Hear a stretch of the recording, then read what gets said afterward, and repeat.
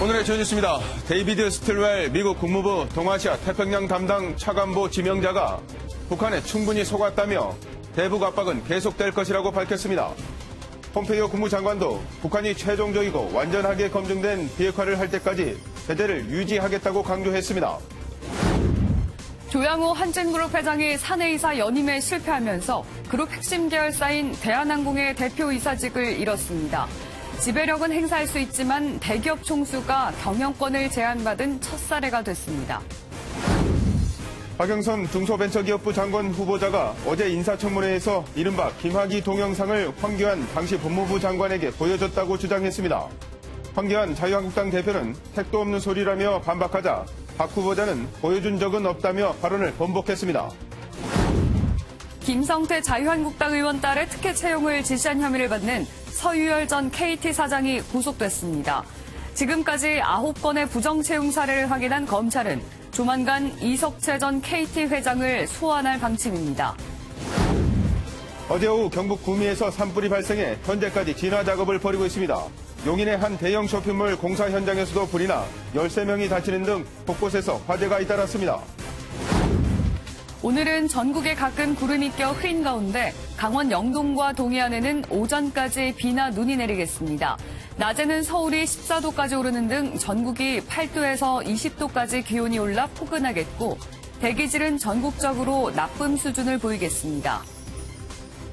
안녕하십니까. 굿모닝 엠벤입니다. 조양호 한진그룹 회장이 대한항공 대표이사직을 박탈당하면서 주주 손에 물러나는 1호 재벌이라는 불명예를 안게 됐습니다. 이젠 대한항공 경영권도 위축될 것으로 보입니다. 안보람 기자가 보도합니다.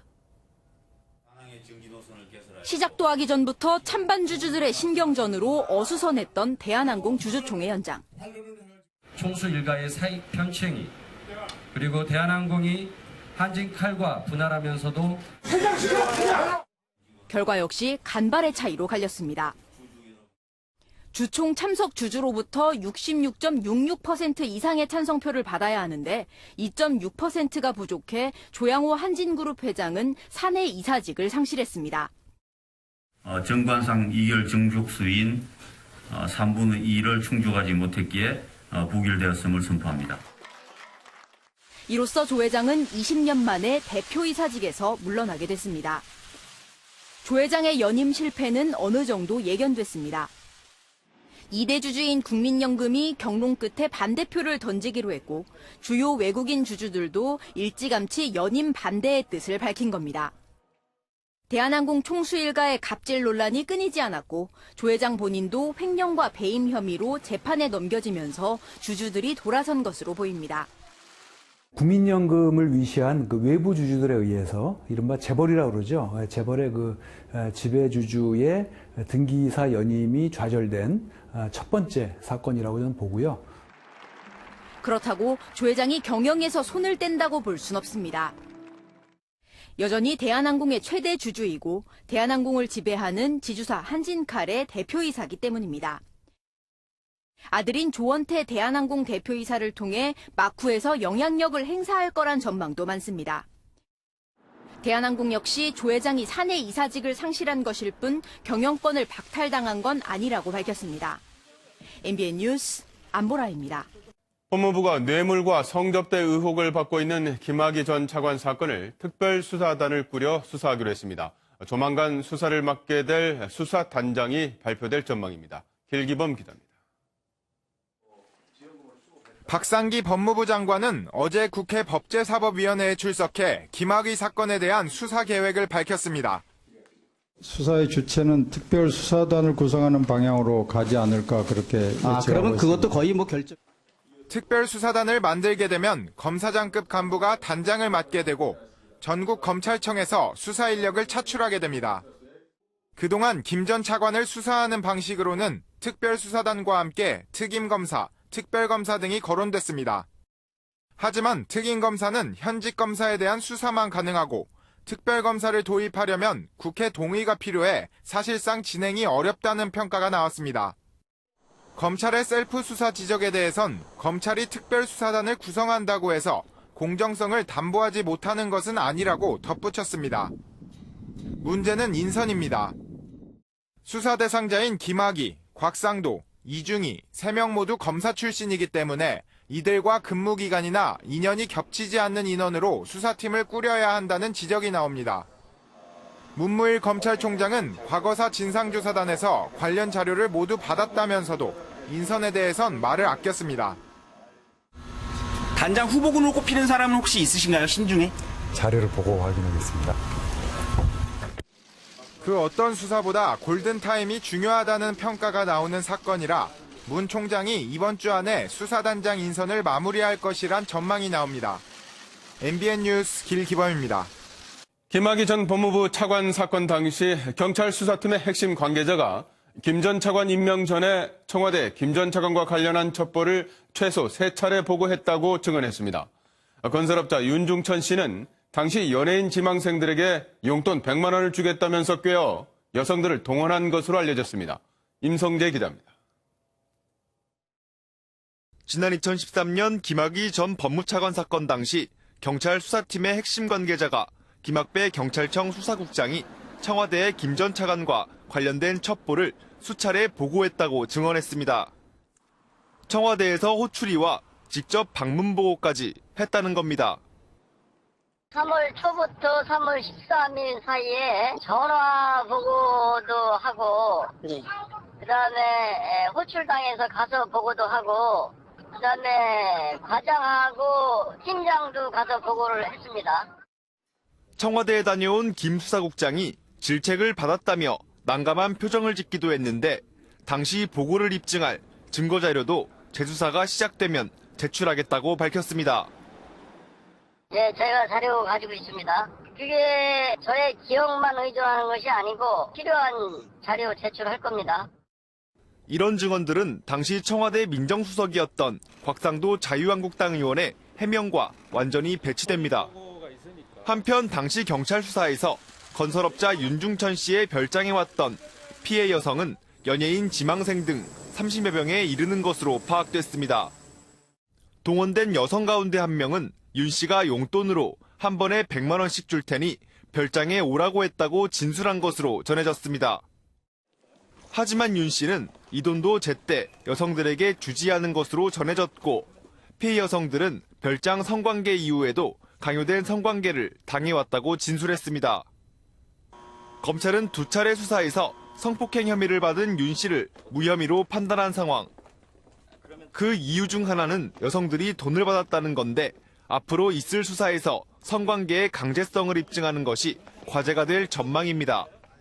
MBN 뉴스 임성재입니다.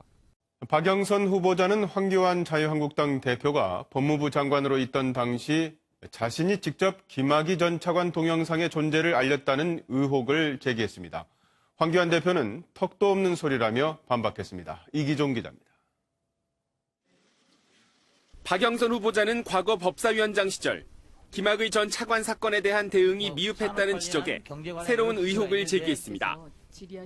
당시 법무부 장관이었던 황교안 자유한국당 대표에게 동영상의 존재를 알렸다는 겁니다. 그래서 제가 제보받은 동영상 CD를 꺼내서 황교안 법무장관님께 이것은 제가 동영상을 봤는데 몹시 심각하기 때문에 이분이 차관으로 임명되면 이거는 문제가 굉장히 커질 것으로 보입니다. 라고 박 후보자는 당시 황 대표가 동영상의 존재를 이미 알고 있었다고 생각한다고도 말했습니다. 황 대표는 턱도 없는 소리라며 부인했습니다. 자신이 장관이 된 지 2, 3일 만에 김 전 차관이 임명됐다며 기억이 전혀 없다는 겁니다. 난 CD를 본 기억 전혀 없어요. 위원장실에서 나한테 CD를 보여줬다고? 그런 자리도 아니고 그런 일도 없어요. 박 후보자는 청문회가 끝난 뒤 CD를 꺼내 보여준 게 아니라 CD가 있다는 사실을 전한 것이라고 발언을 일부 정정했습니다. 그런 CD를 내가 가지고 있다. 이렇게 말씀드렸어요. 자유한국당은 박 후보자가 청문회의 본질을 흐리고 있다고 반발하는 가운데 박 후보자의 폭탄 발언이 진실 공방으로 번지고 있습니다. MBN 뉴스 이기종입니다. 전직 경찰관 출신 브로커를 통해 강남서에 돈을 전달한 버닝썬의 이모 공동대표는 현재 알선 수재 혐의를 받고 있는데요. 하지만 이 혐의가 입증된다고 하더라도 사실상 처벌은 어려울 것으로 보입니다. 왜 그런지 전남주 기자가 취재했습니다. 클럽 버닝썬 이모 공동대표는 최근 경찰 조사에서 지난해 7월 미성년자 출입 사건을 무마하기 위해 전직 경찰관 출신 브로커 강모 씨에게 2천만 원을 전달했다고 진술했습니다. 지난 22일 브로커 강 씨가 알선 수재 혐의로 검찰에 송치되면서 이 대표에 대한 신병 처리도 임박한 것으로 알려졌습니다. 하지만 이 대표가 실제 돈을 건넨 사실이 확인되더라도 처벌은 어렵습니다. 알선 수재죄는 금품을 받은 공무원이나 브로커에 대한 처벌 내용은 있지만 공여자에 대한 처벌 조항은 없기 때문입니다. 일각에선 공여자도 처벌 가능한 형법상 뇌물공여죄를 적용하면 되지 않느냐는 지적이 나오지만 이 대표가 브로커 강 씨에게 뇌물을 받을 대상을 구체적으로 명시하지 않은 만큼 뇌물공여죄를 적용하긴 어렵다는 게 법조계 시각입니다. 이 씨가 뇌물죄로 처벌을 받으려면 강 씨가 공무원 신분이어야 되는데 강 씨는 전직 경찰이기 때문에 뇌물죄 적용을 안 받고 이 씨도 뇌물죄로 처벌받기 어렵습니다. 다만 버닝썬 이모 공동대표가 실제 자금 전달책 이모 씨에게 8천만 원을 주며 도피시키려고 한 증인 도피 혐의 등으로도 입건된 사실이 확인됐습니다. 이에 따라 처벌을 피하긴 어려울 것이란 관측이 나옵니다. MBN 뉴스 전남주입니다. 김성태 의원의 딸을 비롯해서 KT 신입사원 부정채용에 관여한 혐의를 받는 서유열 전 KT 사장이 어제 구속됐습니다. 검찰은 모 공기업 전 사장의 채용 청탁 정황도 포착하고 소환 조사를 했는데 이석채 전 KT 회장도 곧 소환될 예정입니다. 강세현 기자입니다. 서유열 전 KT 홈 고객 부분 사장이 무거운 표정으로 영장심사가 열리는 법정으로 향합니다.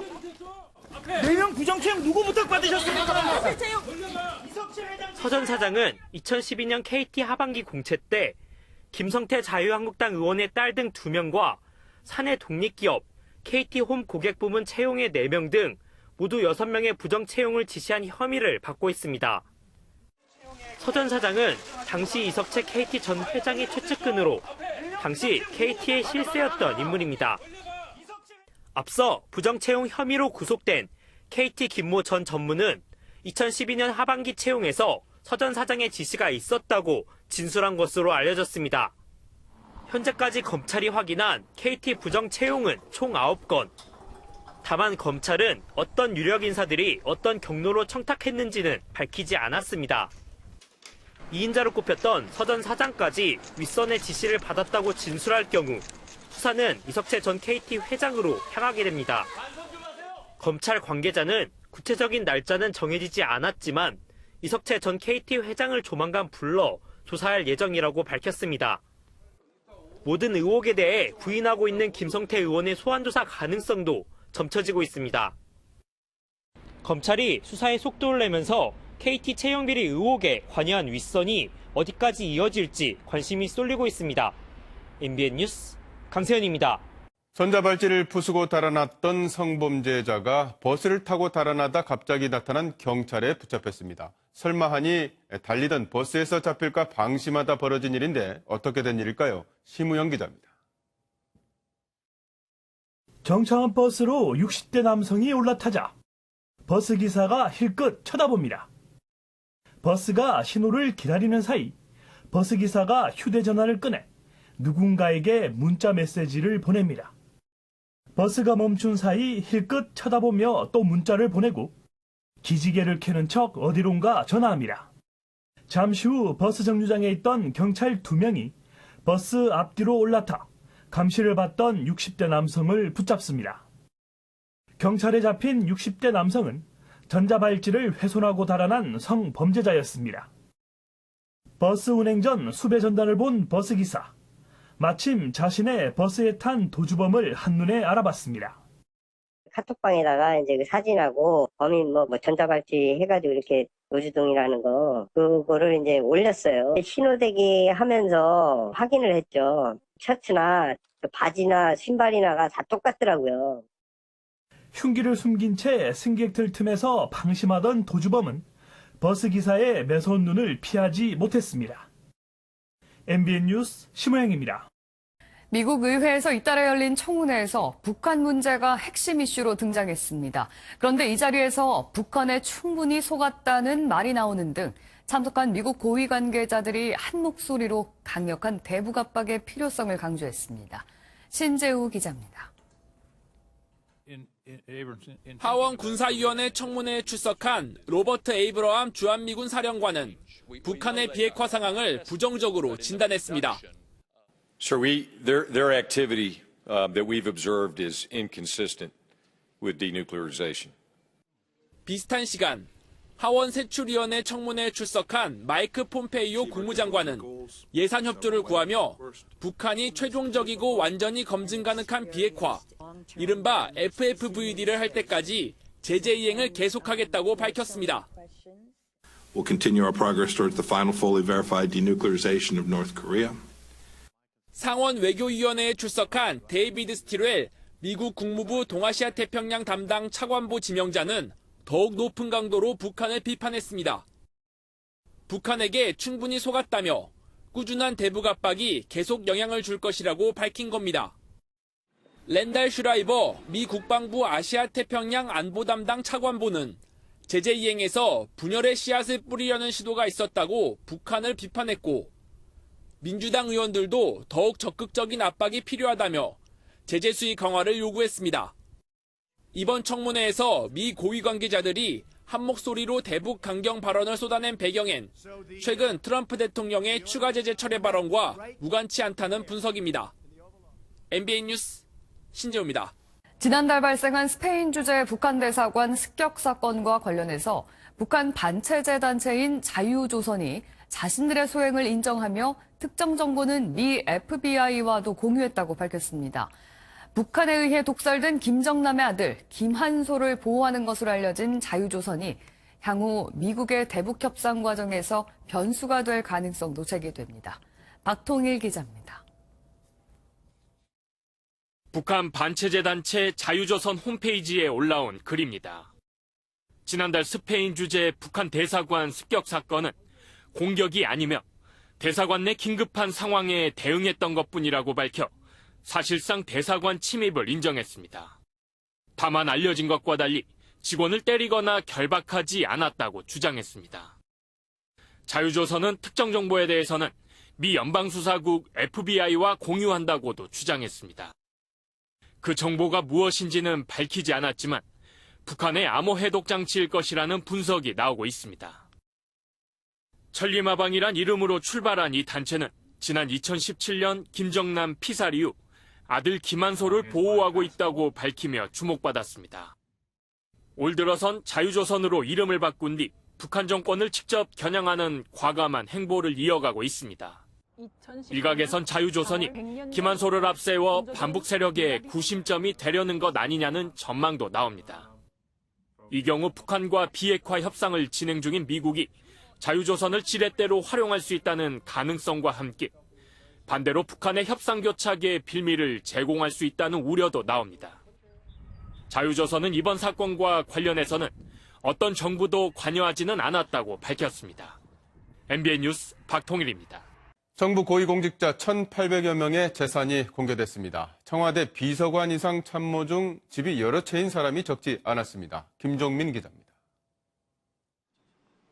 청와대 전현직 참모 중 1가구 2주택 이상 다주택자는 14명으로 재산 공개 대상 청와대 공무원의 30%에 육박합니다. 정태호 일자리 수석과 부동산 정책을 담당하는 윤성원 국토교통 비서관이 각각 2채를 보유하고 있습니다. 문재인 대통령을 가장 가까이에서 보좌하는 조한기 1부속실장도 배우자 명의로 서울 잠실동 아파트와 마포구 건물을 보유 중입니다. 현 정부 부동산 정책에 맞지 않는다는 지적에 청와대는 부모님 거주용, 세종시 출근용, 배우자 근무용 등의 이유가 있다고 밝혔습니다. 다만 특별한 이유 없이 전세 임대를 주는 사례는 부적절하다는 지적을 피하기 어려워 보입니다. 국무위원 중에도 강경화 외교부, 유영민 과학기술정보통신부 장관이 다주택자인 것으로 나타났습니다. 1주택자 중에서는 김의겸 청와대 대변인이 대출을 받아 서울 흑석동 25억짜리 건물을 매입해 눈길을 끌었습니다. 이런 가운데 문재인 대통령은 20억 1,600만 원의 재산을 신고했습니다. 지난해보다 예금 등에서 1억 3천만 원이 늘었습니다. 또 가장 재산이 많은 공직자는 210억 원을 신고한 허성주 서울대 병원장이었고 최하위는 마이너스 13억 원을 신고한 진선미 여성가족부 장관이었습니다. 신고 재산 평균은 12억 900만 원입니다. 72%인 1,348명의 재산이 증가하였고, 한편 국회의원 중에는 게임업체 웹젠 이사회 의장을 지낸 더불어민주당 김병관 의원이 2,763억 원의 재산을 신고해 4년 연속 국회 최고갑부로 이름을 올렸습니다. MBN 뉴스 김종민입니다. 신임 장관 후보자 7명에 대한 인사청문회가 어제부로 모두 끝났습니다. 청문회 마지막 날에도 각 후보자들에 대한 의혹들이 무더기로 도마 위에 올랐습니다. 연장현 기자입니다. 청문회 저격수로 이름을 날리다 이번에는 수비에 나선 박영선 중소벤처기업부 장관 후보자. 여야 가리지 않고 박 후보자의 검증 자료 제출이 미흡하다는 지적이 쏟아졌습니다. 백문이 불여일견이라는 말이 있습니다. 내시면 됩니다, 자료를. 이번처럼 자료를 부실하게 안 낸 적이 없습니다. 그러니까 자료를 안 내고 버티셔가지고. 급기야 의원과 후보자 간 날선 공방전이 펼쳐지기도 했습니다. 특혜 진료를 확인하기 위해서 밟아가는 과정인데. 제가 윤한홍 의원님 전립선 안 수술하셨습니까? 이렇게 말씀드리면 어떻게 느끼시겠습니까? 그거하고 다르죠. 똑같습니다. 결국 박 후보자 인사청문회는 자유한국당 소속 의원들이 청문회 막판에 불참하며 파행을 맞았습니다. 진영 행정안전부 장관 후보자도 지역구 토지 투기와 정치 후원금 의혹 등을 해명하느라 진땀을 뺐습니다. 국민 정서에 어긋나고 있다. 그 점은 송구스럽게 생각한다고 여러 번 말씀을 드렸고요. 정치 자금 그 문제에 대해서는 전혀 상관없다고 생각했어요. 조동호 과학기술정보통신부 장관 후보자는 두 아들의 호화 유학과 외유성 출장 논란에 고초를 겪었습니다. 연 1억씩 들인 유학 기간 동안 조 후보자의 아들은 포르쉐 자동차를 타고 다녔고 조 후보자는 두 아들이 유학하던 미국으로 7차례나 국비로 출장을 다녀와 비판을 받았습니다. 청문회 마지막 날까지 후보자들에 대한 각종 의혹이 쏟아져 나오면서 장관 지명에 대한 국회 동의를 상징하는 청문회 보고서는 아직 한 개도 채택이 안 된 상황입니다. MBN 뉴스 연장현입니다. 4.3 보궐선거가 일주일도 남지 않았는데요. 통영 고성 선거 현장으로 가보겠습니다. 통영 경제를 지탱하던 조선업계가 장기 불황에 빠지면서 누가 경제를 살릴 수 있느냐를 놓고 후보들의 기싸움이 치열했습니다. 김도영 기자가 현장 취재했습니다. 한때 5개 중소형 조선사와 협력업체에 2만여 명이 근무했던 경남 통영시. 지금은 성동조선해양 한 곳만 법정 관리에 들어가고 나머지 4개 사는 도산하면서 1000여 명이 간신히 일자리를 지키고 있습니다. 조선하고 다 저리 무너지고 그러니까 안 어렵습니까? 되는 게 하나도 없이 시장이 다 죽었습니다. 비교적 보수세가 강한 지역에다가 정부의 경제정책이 못마땅하다는 목소리가 높지만 실질적으로 와닿지는 않았거든요. 일자리를 만들어줘야 되는 거지. 정부와 여당의 지원을 기대하는 의견도 만만치 않습니다. 이제 계속 지켜봐야 된다고 생각해요. 무언가를 만들어냈습니다가 중요하지 않을까. 각 정당 후보들도 저마다 무너진 조선업을 살리겠다며 앞다투어 나서고 있습니다. 이 기업을 만드는 게 1차적이다. 제2의 성동조선을 빨리 만들어서 수천 명을 고용하고 통영형 일자리 방식으로 되살리겠습니다. 합작법인을 설립하여 성동조선을 인수하고 보수도 진보도 아닌 누가 경제를 살릴 수 있느냐가 이번 선거 결과를 좌우할 것으로 보입니다. MBN 뉴스 김도형입니다. 날씨가 포근해지니 미세먼지가 말썽입니다. 공기청정기를 사자니 부담되고 그래서 식물 키우는 분들 많으실 텐데요. 국내 연구진이 미세먼지 제거에 효과가 탁월한 식물을 찾아냈습니다. 강세훈 기자입니다. 사무실 안이 온통 초록빛입니다. 책상은 물론 바닥에도 각종 식물이 놓여 있습니다. 이른바 그린 오피스입니다. 공기청정기를 대체해서 이제 식물로 바꿔보니까 일단 시각적으로 너무 좋아요. 그리고 공기도 더 맑고 쾌적한 것 같습니다. 식물이 미세먼지를 얼마나 잡아내는지 실험해봤습니다. 밀폐된 공간 한쪽엔 식물을 넣고 다른 쪽은 비워놓은 상태에서 300 마이크로그램대인 초미세먼지를 주입했습니다. 4시간이 지나자 식물이 있는 곳이 비어있는 곳보다 초미세먼지가 65 마이크로그램이 더 줄었습니다. 잎의 흡착과 기공을 통한 흡수에 의해서 제거되는데 만약 서울의 초미세먼지 농도가 75인 매우 나쁨이었다면 65%가 저감된 25인 보통 단계까지 떨어질 수 있습니다. 식물 중에서도 멕시코가 원산지인 파키라가 미세먼지 제거에 가장 뛰어났습니다.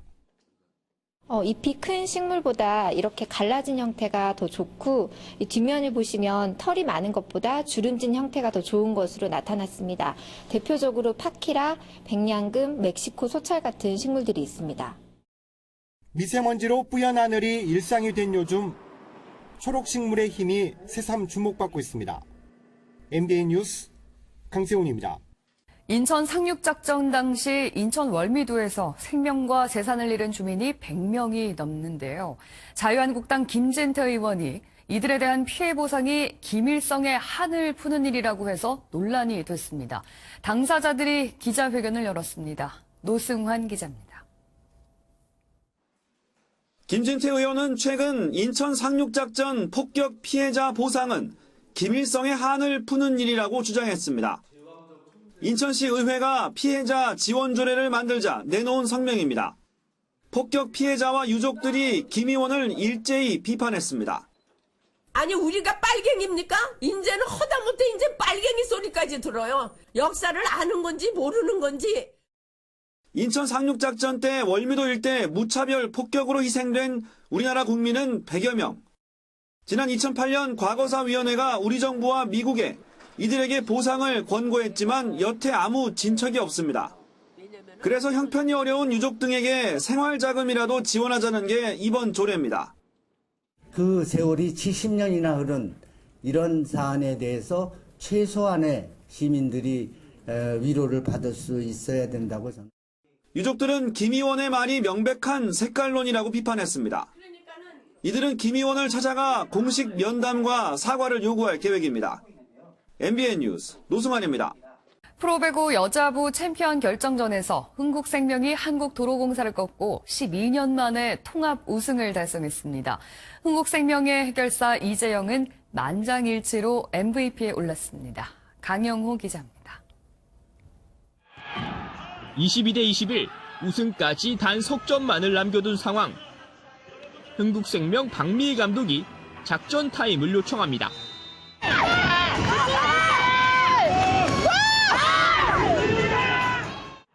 이어서 터진 에이스 이재영의 아슬아슬한 득점. 도로공사 박정아가 재치 있는 공격으로 추격의 끈을 이어보지만 마지막 순간 이원정이 네트 범실을 범하고 맙니다. 세트 스코어 3대1. 흥국생명이 4차전마저 가져가며 챔프전 우승을 확정짓습니다. 지난 시즌 꼴찌에서 12년 만의 통합 우승으로 대반전을 완성하는 순간입니다. 경기 초반 주도권을 잡은 건 도로공사였습니다. 벼랑 끝까지 몰린 도로공사는 주포 파티와 박정아를 앞세워 1세트를 따냈습니다. 하지만 2세트 들어 이재영이 살아나며 흥국생명이 균형을 맞추는 데 성공합니다. 승부처는 3세트. 듀스에 듀스를 거듭하며 팽팽한 공방전이 이어졌고 톰시아가 결정적인 블로킹을 성공시키며 흥국생명이 3세트를 가져갑니다. 그리고 마지막 4세트, 이재영이 불같은 공격을 내뿜으며 흥국생명의 우승을 확정짓습니다. 시즌 내내 맹활약한 에이스 이재영은 기자단 투표 결과 만장일치로 MVP에 올랐습니다.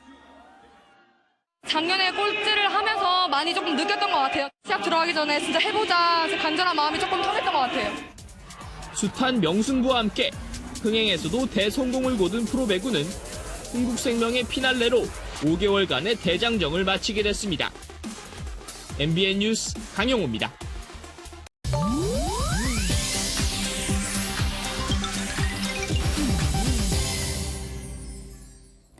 인터넷 와글와글입니다. 인도네시아의 한 테마파크가 인어상을 천으로 가려서 논란이 일고 있습니다. 수도 자카르타 해변에 15년째 세워져 있던 인어상. 공원 측은 가족 친화적 환경을 조성한다는 이유로 갑작스레 인어상의 상반신을 천으로 감쌌습니다. 관광객들은 천을 씌운 모습이 어색하다, 오히려 더 야하다며 당혹스러운 반응을 보였는데요. 인어상을 만든 조각가 역시 작품의 가치를 훼손했다며 비판 행렬에 동참했습니다. 북한 최대 규모의 백화점 모습이 외신에 공개됐습니다. 평양시에 위치한 평양 제1백화점. 층별 안내도가 남한과 비슷하면서도 사뭇 다른 단어들이 눈에 띄는데요. 계산대에는 돈 무는 곳이라는 낯선 간판이 달려있기도 합니다. 깔끔하게 진열된 물품들과 카트를 끌고 쇼핑하는 모습은 우리나라와 별반 다르지 않은데요. 최근엔 백화점 이용 수요가 크게 늘면서 운영 시간도 2시간 늘렸다고 하네요. 사회적으로 큰 무리를 일으킨 승리와 정준영이 전혀 반성 없는 기미를 보여 공분을 사고 있습니다. 성접대 의혹을 받는 승리는 경찰에 출석하기 전에 미용실에 들러 풀 메이크업을 한 사실이 알려졌는데요. 당시 승리는 눈매를 좀 더 진하게 해달라고 보정 주문까지 한 것으로도 전해졌습니다. 불법 몰카 혐의로 구속된 정준영은 유치장에서 만화책을 읽으며 지내는 것으로 알려져 논란이 일고 있는데요. 누리꾼들은 전혀 죄의식 없는 이들의 모습에 씁쓸함이 느껴진다는 반응을 보였습니다. 미투 기자회견을 예고한 방송인 이메리 씨가 한 매체를 통해 현재 대기업 임원인 전 언론사 간부로부터 성추행을 당했다고 폭로했습니다. 보도에 따르면 이메리 씨는 6년 전 대학원 최고위 과정 동료들이 여는 교복 파티에 참석했고 이동 중 차량에서 이 언론사 간부로부터 성추행을 당했다고 주장했는데요. 순종하지 않으면 괴롭혔고 오빠 사랑해라는 말을 시켰다고도 말했습니다. 이 씨는 아버지 상을 치르고 온 뒤 다른 남성으로부터 네가 돈이 없으니 여기서 자라라는 말을 들었다고도 덧붙였는데요. 지목된 남성들은 이 씨의 주장을 강하게 부인하는 가운데 법적 대응을 검토하겠다는 뜻을 밝힌 것으로 전해졌습니다. 인터넷 와글와글이었습니다. 다음은 화제 영상입니다. 인간 거미 스파이더맨이 돌아왔습니다. 신작 영화 소식이냐고요? 아니요. 현실 세계의 말이죠. 프랑스 파리의 한 고층 빌딩. 이곳을 안전장치 하나 없이 맨몸으로 오르는 사람이 있는데요. 어디서 많이 본 것 같다고요? 네, 맞습니다. 롯데월드 타워를 오르기도 했던 알랭 로베르씨입니다. 1,200억이 넘는 노트르담 대성당 개보수 비용 모금을 돕기 위해 나선 이벤트였다는데요. 하지만 이번에도 그는 내려오자마자 체포됐습니다. 여기 초능력으로 정치 문제를 해결하겠다는 사람이 있습니다. 우리나라에서도 비슷한 분 본 적 있는 것 같은데요. 너무나 손쉽게 숟가락을 부러뜨리는 이 사람. 혹시 누군지 알아보시겠습니까? 초능력자를 자처하는 마술사 유리 겔라입니다. 그가 이번엔 브렉시트를 막기 위해 나섰는데요. 브렉시트는 영국의 재앙이 될 것이라며 테리사 메이 총리에게 서한을 보내기도 했다네요. 만약 이를 저지하지 않는다면 자신의 초능력을 사용해 막겠다고 하는데요. 과연 뜻대로 될지 지켜봐야겠네요. 올해는 봄은 안 오고 대신 눈폭탄이 온 곳이 있는데요. 그 어느 해보다 따뜻한 봄 날씨가 간절할 것 같습니다. 사람 키의 2배가 넘는 거대한 얼음 장벽이 생겼습니다. 미국 캘리포니아 소다 스프링스의 모습인데요. 때 아닌 눈폭탄에 이곳저곳이 눈에 파묻혔습니다. 겨울폭우에 이어 이번엔 폭설까지. 요즘 바람 잘 날 없는 캘리포니아네요. 이곳에도 빨리 봄이 오길 바라봅니다. 지금까지 굿모닝 월드였습니다. 뿌연 하늘에 마음도 답답해집니다. 지금 서울을 포함한 서쪽 곳곳에서 초미세먼지 주의보가 내려져 있습니다. 경기와 충북, 전북에서는 75 마이크로그램을 넘어서면서 매우 나쁨 수준 보이고 있고요. 서울도 67 마이크로그램까지 치솟아 있습니다. 오늘은 어제 쌓인 고농도 미세먼지가 남진하면서 오전에 먼지 농도 나쁨에서 매우 나쁨 단계까지 오를 수 있겠습니다. 오후 들어서는 대기 확산이 원활해지면서 점차 먼지 농도가 옅어질 것으로 전망하고 있습니다. 지금 영동에서는 비가, 강원 산지에서는 눈이 내리는 곳이 있습니다. 대설주의보가 내려진 강원 산지에서는 최고 7cm, 영동에서는 5에서 10mm, 경북 동해안에서는 5mm 미만의 비가 오겠습니다. 오늘 전국에서 가끔 구름 많겠습니다. 동풍의 영향을 받는 영동과 경북 동해안에서는 오전까지 비나 눈이 오는 곳이 있겠습니다. 강원 산지와 서해안 일부 내륙에서는 출근길 짙은 안개 주의하셔야겠습니다. 현재 기온 살펴봅니다. 서울 5.6도, 안동은 7.5도로 시작합니다. 한낮에는 서울 14도, 대전 17도, 광주 19도로 평년보다는 높지만 어제보다는 낮겠습니다. 특히 동해안, 강릉은 9도에 그치면서 어제보다 무려 12도가량 낮겠습니다. 주말 새벽에는 남해안과 영동에서, 오후부터는 중부지방과 전북, 경북에서도 비가 오겠습니다. 날씨였습니다.